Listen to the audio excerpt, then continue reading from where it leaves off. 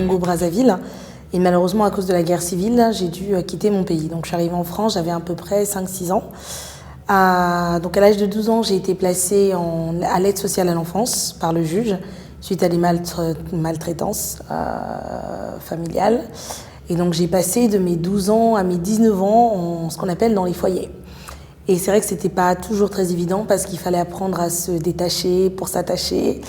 Donc j'ai pas grandi du tout avec ma mère, je l'ai revue à l'âge de 16 ans et à la période où je devais avoir le bac, donc vers mes 18-19 ans, je l'ai pas eu du tout parce que j'étais complètement perturbée par cette venue. Et c'est vrai que c'était quelque chose d'assez compliqué pour moi parce que c'est vrai que quand on n'a pas grandi avec des parents, on sait pas forcément ce que c'est. Et c'est difficile d'avoir une place de mère quand on n'a pas eu et une place de fille quand on ne sait pas ce que c'est. Et donc du coup, pour ces raisons-là, ça a été 3 ans, 3-4 ans qui ont été un petit peu difficiles pour moi et j'ai pas obtenu mon bac. Et donc suite à cela, j'ai fait à peu près 6 ans à travailler, voyager, stabiliser ma vie. Et parce que la même année, en 2012, donc l'année de mon bac, l'ASE avait demandé à ce que, donc l'aide sociale à l'enfance, a demandé à ce que j'ai mon bac, l'entrée à l'université, un travail et un logement. Et autant dire qu'en 8 mois, j'ai rien obtenu de tout ça. Voilà un petit peu où ça commence.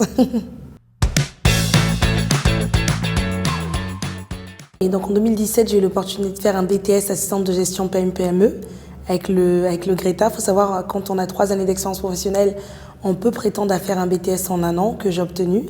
Ensuite, j'ai fait une licence au CFA CNAM qui était en commerce et développement international que j'ai obtenu. Et là, j'étais en alternance avec le groupe Total.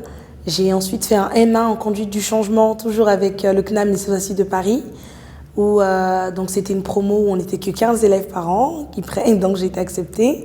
Et là, j'étais aussi en alternance et j'ai travaillé pour Thales. Et pour finir, j'ai fait un M2 en transition numérique et innovation collaborative, toujours au CNAM. Pourquoi toutes ces orientations? Parce que pour moi, c'était important d'avoir une vision à 360 degrés. Et j'estime qu'aujourd'hui, il faut être pluridisciplinaire. Donc la raison pour laquelle j'ai pu justement naviguer entre ces formations.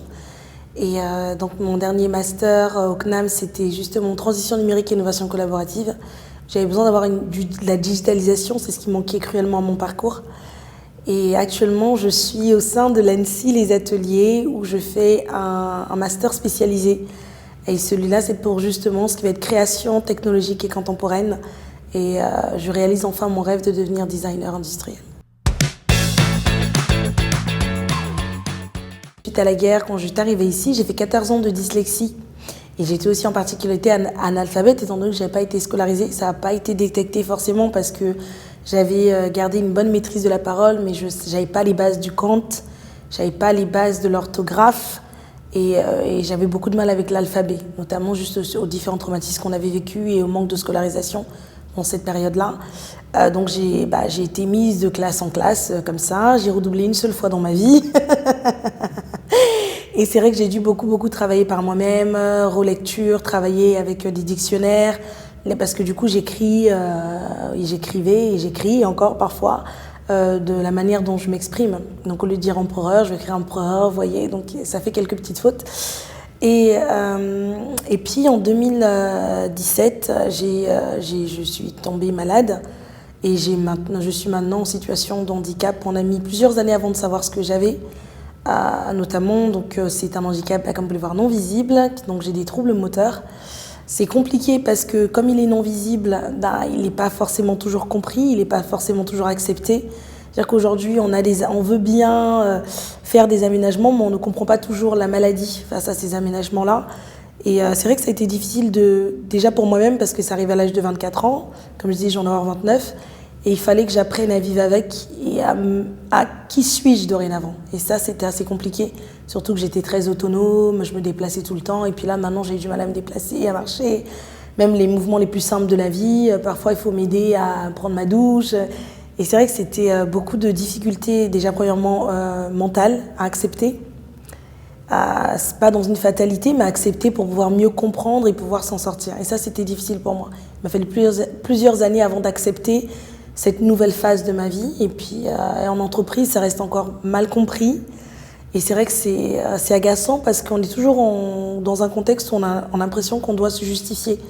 Pourquoi est-ce qu'on ne peut pas tenir toute une réunion? Pourquoi est-ce qu'on a mal? Pourquoi est-ce qu'à un moment on a des béquilles et d'autres on n'en a pas? Et c'est pas facile cette vie en société à cause de ça. J'ai beaucoup plus de recul sur ce que je suis, sur ce qui fonctionne avec moi, avec mon état physique actuel. Ce que je veux et ce pourquoi je travaille, c'est vraiment être indépendante. C'est vrai que c'est une aubaine d'avoir un emploi pérenne, etc. Mais en même temps, quand on n'a pas une santé qui est, elle, dite du commun des mortels, où il faut des aménagements, où c'est plus simple pour moi aujourd'hui d'être à mon compte. Comment je vois demain? Mais je le vois radieux déjà, premièrement, parce que j'ai été acceptée à l'ENSI. C'est vrai qu'il y a quand même des petits chagrins, parce qu'il y a plein de choses que je ne peux plus faire comme avant. Et je ne peux pas vivre la même expérience que les autres parce que je ne suis pas toujours en mesure d'être présente. Mais heureusement qu'il y a le distanciel maintenant, vous savez.